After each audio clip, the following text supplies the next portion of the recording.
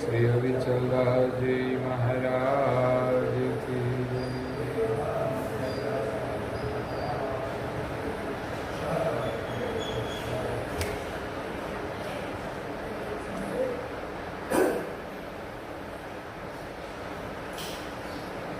परम गुरु श्रीमद करुणा सागर रचित पंचम श्वसन वेद यानी सूक्ष्म वेद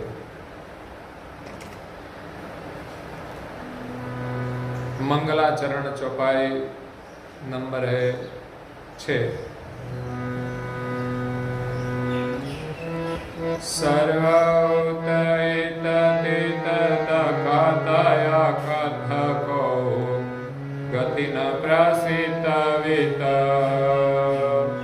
तदेव यखेव खल कपाल कमाहि अखिल जीवन बीज सृजन समस्त हेतु।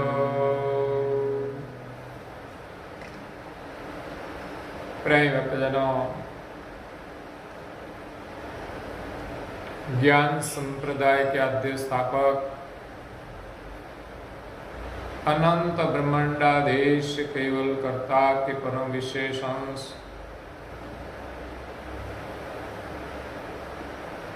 सकर्ता सिद्धांत का प्रतिपादन करने वाले अनंत अंशों के तारणहार पंचम श्वसन वेद के रचयिता केवल धर्म धुरंधर नव बुद्धि के सागर महान समर्थ परम श्रेष्ठ परम विभूतिवान परम दयालु परम कृपा निधे सर्वज्ञ दिव्य परम गुरु श्रीमद करुणा सागर जी महाराज जगत के जिज्ञासु और मुमुक्षु अंशों को ज्ञान का उपदेश देते हुए स्वरचित पंचम श्वसन वेद ग्रंथ में प्रारंभ में मंगलाचरण करते हैं और मंगलाचरण में सर्जनहार के शरण में वंदना करते हैं कि जिस सर्जनहार ने सोहंग रूपी करुणा से सारी सृष्टि का सृजन किया है, जो सर्जनहार अजर अमर और अखंड है और उनका जो स्थान है सबसे परे है, जिनके परे कोई नहीं है, ऐसे सर्जनहार का जय जयकार करके परम गुरु जी इस मंगलाचरण की रचना करते हैं। विविध प्रकार की जो रचना की है उनका वर्णन इस ग्रंथ में विस्तार से होगा। इस सृष्टि की रचना जो हिरण्य गर्भ बनाई है कि बाद में किसी को कुछ करना न पड़े। हम जानते हैं कि सब काम देव कर रहे हैं, लेकिन सर्जनहार ने हिरण्य गर्भ बनाया है, इसलिए सब हो रहा है। इसमें सभी देव निमित्त है, लेकिन वो स्वयं कुछ नहीं करते। सर्जनहार की सत्ता के बिना उससे एक तृण भी हिल नहीं सकता या बन भी नहीं सकता। इसलिए सर्जनहार का वर्णन करते करते उसको शरण में प्रार्थना करते हैं। कहते हैं कि सर्व उत इत तीत तखत अकच्छ। सर्जनहार ने जो रचना की है ये दो प्रकार की है, उत और इत। इत यानी संसार। 14 सर्जनहार ने जो मृत्युलोक की रचना की है वो इत है और उत देवलोक। मृत्युलोक और देवलोक इसमें फर्क है। देवलोक हमारी समझ में नहीं आएगा, इसलिए तो संसार के जीव दशा के जीवों देवलोक को ही परम धाम मानते हैं, देवलोक में रहने वाले देवों को ही सृजनहार मान लेते हैं। लेकिन सृष्टि की रचना का दो प्रकार है, एक मृत्युलोक है, दूसरा देवलोक है। देवलोक की गति थोड़ी सूक्ष्म है, सामान्य जीव की समझ में नहीं आती, लेकिन देवलोक भी सृष्टि की रचना है, वो भी सृष्टि के अंत में रहने वाला नहीं है। देवलोक की रचना भी सृजनहार ने की है। तो सर्व ऊत ईत तीत तखत, सृष्टि की रचना जो ऊत और ईत है, मृत्युलोक और देवलोक, इस रचना के तीत, उनके पार, तखत अकथ, सृजनहार का जो तखत है, उनका जो स्थान है, उनका जो धाम है, वो अकथ है। किसी ने उसका वर्णन नहीं किया आज तक। 4 वेदों में 14 लोक का वर्णन है, लेकिन जो तखत देवलोक की, 14 लोक की जो पार है, उसका वर्णन वेदों में नहीं है। मतलब 4 वेद में नहीं है। कोहु गति न प्रसिद्ध वित्त, 14 लोक और सारी सृष्टि का जो वित्त है, इस गति का किसी ने स्पर्श नहीं किया, मतलब अनुभव नहीं किया, इसलिए वो पद अकथ रहा है, उसका वर्णन किसी ने नहीं किया। तदेव अखेव खुद खलक पलक माही अखिल जीवोनु बीज सृजल समस्त है। इसलिए वो सृजनहार अखे है। अखे मतलब जिसका कभी नाश नहीं, वो अखंड है। खुद एटले सृष्टि का स्वामी है, वो धनी है, सृजनहार है। अखेव खुद खलक पलक माही, जिस सृजनहार ने सारे खलक का सर्जन एक पलक में किया है। पलक का मतलब हमारी आंखें की जो पलक पड़ती है ना, इतने समय में इस सृष्टि का सृजन किया है। तो हमारी पलक और सृजनहार की पलक, सृजनहार की एक पलक में सृष्टि उत्पन्न होती है और एक पलक में पूर्ण हो जाती है। तो यहां जो सृजन किया है वो हमारी पलक नहीं, लेकिन सृजनहार अपनी पलक में इस सृजन करते हैं। अखिल जीवो नु बीज सृजल, सृजल मतलब सृजन। अखिल सृष्टि जो है और सभी जीवों का जो सृजन किया है, समस्त हेतु, समस्त जो जगत उत्पन्न किया है उसका जो हेतु है वो सभी जीव है, बीज रूप। सृजनहार ने ऐसे अंश रूपी बीज समस्त सृष्टि के हेतु के लिए सृजन किया है। 14 लोक का तो निर्माण किया, लेकिन सृष्टि का जो बीज है, सृष्टि के हेतु के लिए ये सब बीज बनाया है।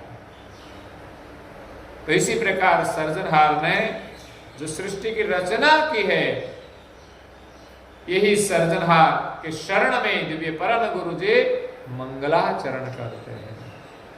कहते हैं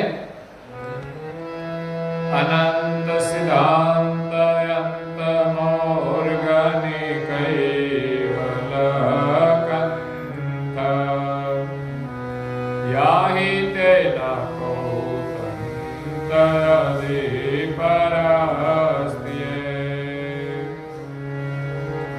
ईशन के ईश देश मचल मजोनि पुरुष कर्ता के कर्तारेश्वर कुबेर नमस्ते। अनंत सिद्धांत इस सृष्टि में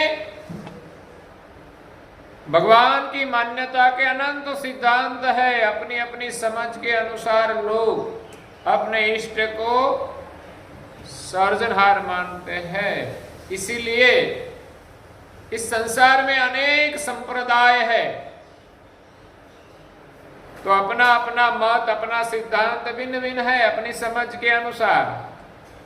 तो संसार की जो रचना है प्रकृति की, इसमें तो जितनी विविधता है, इसमें जो ईश्वर की मान्यता है, तो इसमें मतपंथ अनेक होगा। तो अंत मोर्गनी कैवल कंद, सभी सिद्धांत के अंत में सबसे श्रेष्ठ, सबका कारण रूपी सर्जनहार कैवल है, वो सबका कंथ है। सभी सिद्धांत से श्रेष्ठ सिद्धांत इस सर्जनहार का सकर्ता सिद्धांत है, जिसने सब सृजन किया है। इस कैवल ही सबसे श्रेष्ठ सिद्धांत है। याही तेना कहू तंत अधिक परस्तिये। इस संसार में इनसे अधिक कोई सिद्धांत नहीं है, कोई तंत्र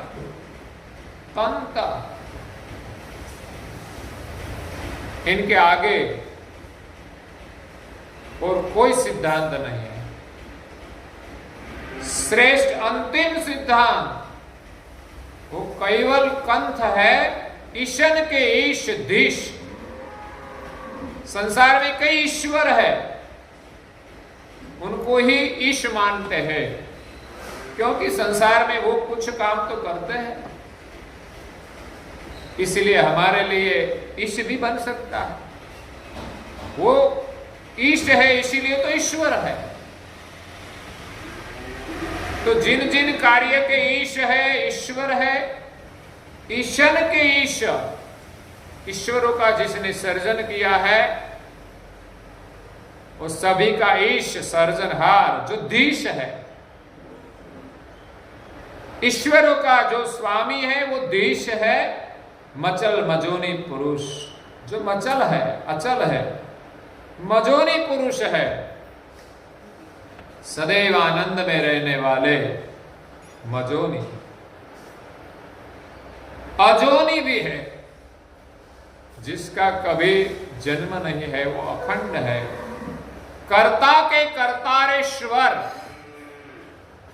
दुनिया जिसको कर्ता मानती है, वो सभी कर्ता यानी ईश्वर, कर्तारेश्वर, इन सभी कर्ता मानने वाले ईश्वरों के भी ईश्वर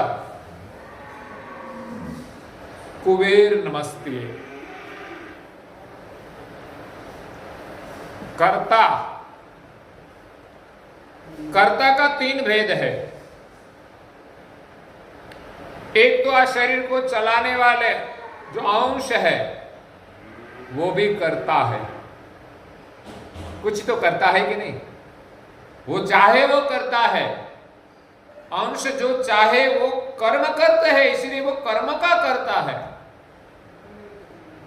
सृष्टि का करता नहीं। लेकिन इस शरीर में रहकर वो स्वतंत्र है, इच्छा के अनुसार कर्म कर सकते हैं, इसीलिए वो कर्म का करता है। जो कर्म करता है उनका कर्ता वो है। इस शरीर को चलाने वाला वो करता है। करता है तो दुनिया तो मान लेती कि हम ही करता है, हम ही ब्रह्म है। नहीं, लेकिन सभी शरीर में अंश भिन्न भिन्न है, वो व्यापक नहीं है। इसलिए सभी शरीर में भिन्न भिन्न अंश भिन्न भिन्न कर्म करते हैं, तो सभी कर्मों के कर्ता भिन्न भिन्न होते हैं।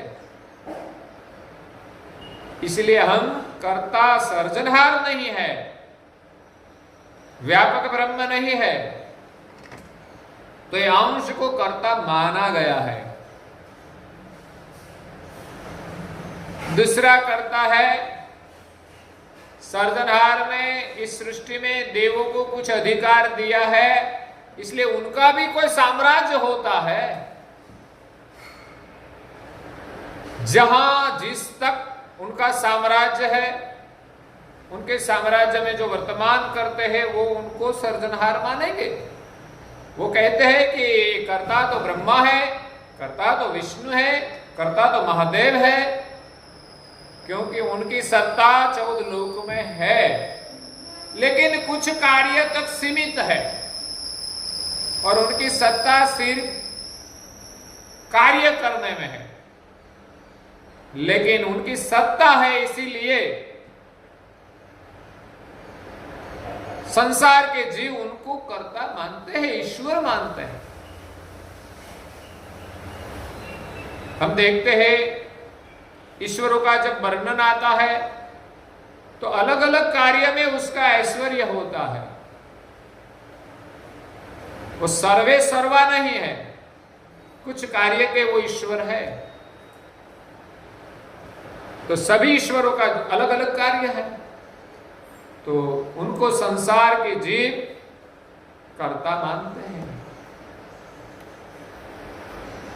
इसलिए उनको अमल करता कहते हैं, अमल करता, अमलदार। जहां अमल है जिनका, उनको तो हमें साहेब कहना पड़ेगा है? कभी हमारे कुछ काम हो, कभी ऑफिस में जाए तो हम उसके पास जाकर क्या कहेंगे, साहब इतना काम है, कहेंगे कि नहीं? लेकिन वो सबका साहेब नहीं है। उस जो काम करते हैं, इस काम करने के लिए ही साहेब लोग कहते हैं। लेकिन रोड पर मिला, आपको पता नहीं वो क्या काम करते हैं, वो उसको हम साहेब नहीं कहेंगे, क्योंकि वो सत्ता पर नहीं है और हमारे उनका काम भी नहीं है। जो जिसका काम नहीं है उसको साहेब कहने की भी जरूरत नहीं है। तो शायद हमें देवों का कोई कार्य की जरूरत न भी हो, हमारे वृत्ति को संकीर्ण करके अपने स्वरूप में स्थित कर दे, तो शायद कोई देवों की करुणा की भी जरूरत नहीं है। इसलिए देव सभी अमल करता है। और तीसरा करता है, जिनके शुद्ध संकल्प से पलक में जो खलक बनाया है वो सब का करता है। ऐसे सर्जनहार के शरण में कुबेर स्वामी प्रणाम करते हैं, नमस्कार करते हैं, वंदना करते हैं।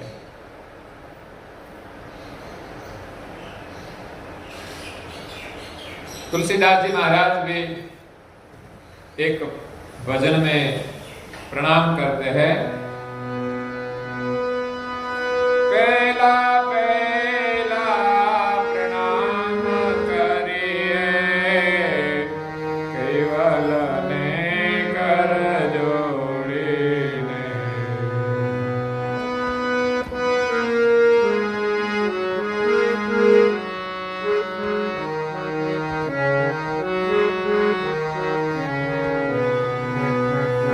वेला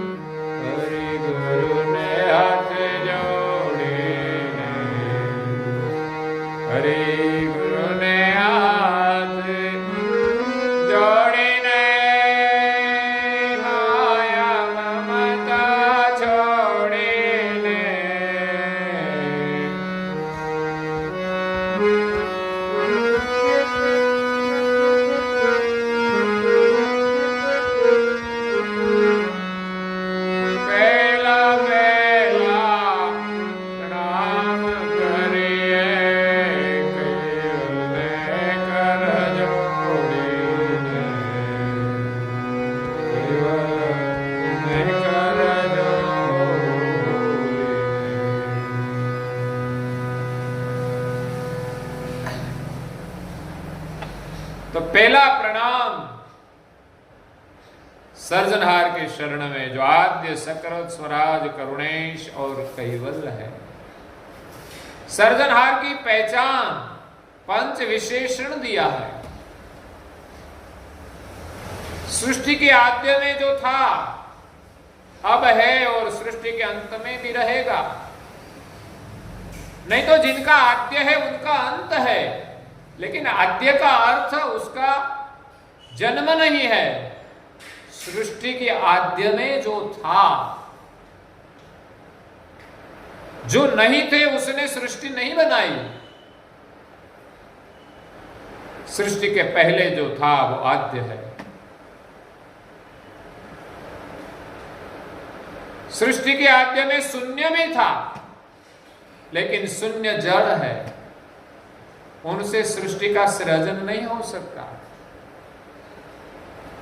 शून्य आद्य है लेकिन सकृत नहीं है, इसमें सर्जन करने का सामर्थ्य नहीं है, क्रिया शक्ति नहीं है। सर्जनहार को दूसरा विशेषण लगता है, वो आद्य भी है और सकृत भी है। तीसरा है स्वराज। सारी सृष्टि में एक ही सर्जनहार का साम्राज्य है और कोई देवों का भी साम्राज्य नहीं है। उसने जितनी करुणा दी है उतना ही काम कर सकते हैं, इनसे ज्यादा उनकी भी कोई सत्ता नहीं है। हम पुराणों की कथा सुनते हैं तब पता चलता है कि कभी कभी देव भी कुछ नहीं कर सकते, तब देव भी किसी को प्रार्थना करते हैं कि हे परमेश्वर कुछ करे। तो स्वराज है, सारी सृष्टि में एक ही सर्जनहार का राज है, वो अपना खुद का है। क्योंकि जो जगत का सर्जन खुद ने किया है, इस सृष्टि में खुद का ही राज होता है, किसी का दिया हुआ नहीं है। जब देवों के पास जो सत्ता है वो सर्जनहार ने दी हुई है। अगर सर्जनहार छीन ले तो वो कुछ नहीं कर पाते। सर्जनहार ने जो करुणा दी है, जो सत्ता दी है, उस नियम के अनुसार वो काम करते हैं। अगर किसी देव नियम का उल्लंघन करे तो सर्जनहार उनके पास से करुणा छीन लेते हैं। ऐसा तो हमारे यहां भी होता है। अमलदार के पास जो सत्ता होती है वो न्याय से कार्य करने की सत्ता होती है, लेकिन कुछ अमलदार गलत करते हैं, रिश्वत लेते हैं, तो पता चल जाए तो उनकी सत्ता छीन लिया जाती है। क्या किया जाता है? सत्ता से भ्रष्ट किया जाता है।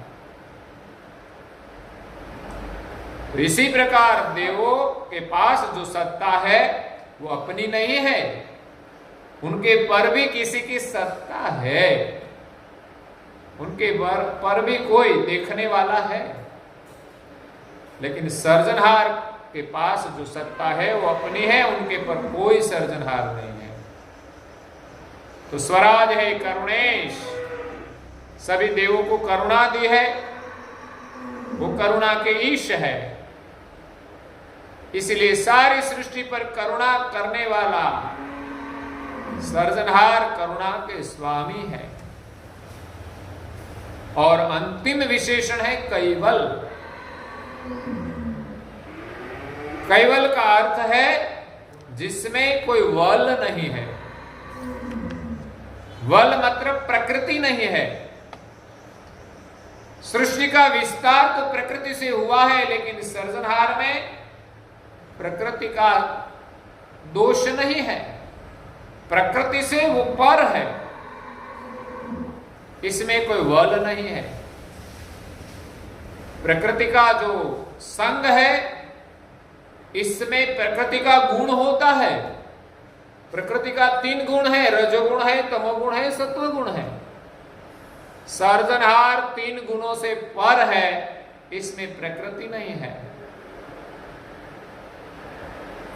इनसे अलग रहकर सृष्टि का विस्तार करते हैं और प्रकृति का कार्य प्रकृति ही करती है। सर्जनहार को कुछ नहीं करना पड़ता। सर्जनहार में कुछ बल नहीं है, न राग है, न द्वेष है, न क्रोध है, न लोभ है, न मोह है, न अभिमान है, न ईर्ष्या है। कोई किसी प्रकार का द्वंद्व सर्जनहार में नहीं है। जब प्रकृति के उत्पन्न हुए 3 गुण रजो तमो और सत्व, उनके अधिष्ठान देव ब्रह्मा विष्णु और महादेव, जो प्रकृति के संतान है, 3 गुण के अधिष्ठान है, उनका कार्य के लिए दुनिया ईश्वर मानती है, लेकिन इसमें भी गुण वर्तमान करते हैं, प्रकृति के अधीन है। ब्रह्मा के अंदर रजोगुण है, विष्णु के अंदर सत्व गुण है, लेकिन सत्व गुण में रजो और तमो का अंश भी होता है।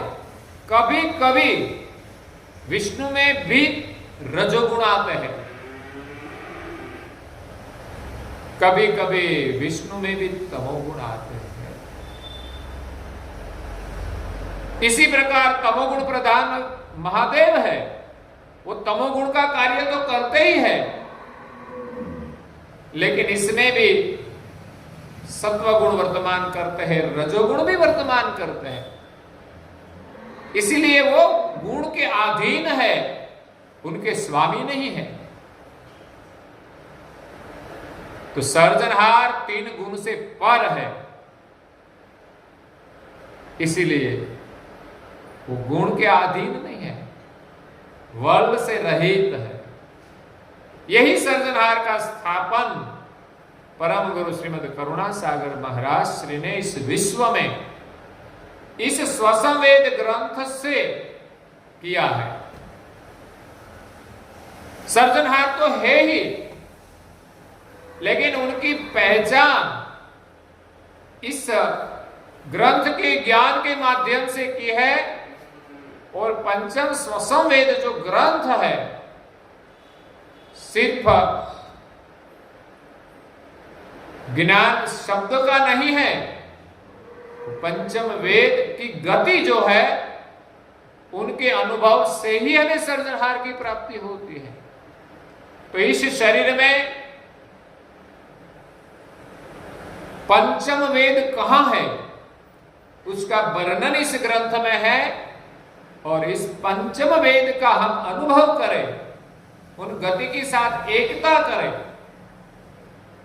तब हमें सर्जनहार की प्राप्ति होती है। 4 वेद कहां है, 4 वेद क्या है, उनको भी हमें समझना चाहिए। तो पंचम वेद जो है, इसमें से 4 वेद का सृजन हुआ है। 4 वेद का जो मूल है, वो पंचम स्वसम वेद है। तो उसका वर्णन तो परम गुरु जी इस ग्रंथ में करते हैं, लेकिन यहां सबसे पहले परम गुरु के सर्जनहार के शरण में मंगलाचरण करते हैं। तो मंगलाचरण के 7 चौपाइयां यहां पूर्ण होती है। और अब पंचम स्वसंवेद ग्रंथ में आगे प्रथम स्कंद का प्रारंभ होता है, जिसमें दिव्य परम गुरु जी अपने आगमन का वर्णन करते हैं कि सृष्टि में परम गुरु श्रीमद करुणा सागर जी महाराज का आगमन क्यों हुआ है, और कर्ता की गुप्त जो गति है, उनका वर्णन इस प्रथम स्कंद में किया है। सर्जनहार ने सृष्टि तो बनाई है, लेकिन उसकी पहचान कैसे हो, उनकी प्राप्ति कैसे हो, उनकी जो गुप्त गति है कि आज तक सृष्टि की रचना हुई, तब से आज तक किसी ने उसकी पहचान नहीं की। उनकी गुप्त गति का जो हार्द है, जिसने 4 वेदों ने नेति का पुकार किया है, वही नेति का ज्ञान लेकर परम गुरु श्रीमद करुणा सागर जी महाराज इस विश्व में प्रकट हुए हैं और पंचम षष्ठम वेद ग्रंथ के माध्यम से हमें इस सर्जनहार की पहचान कराते हैं। तो इसका वर्णन प्रथम स्कंद का होता है, जो हम कल से सुनेंगे। और आज यहाँ मंगलाचरण समाप्त होता है। इसी के साथ कथा को भी विराम देते हैं और प्रथम स्कंद हम कल सुनेंगे। श्रीमद करुणा सागर जी महाराज की कैवल धाम की, श्री विचलदास जी महाराज की जय।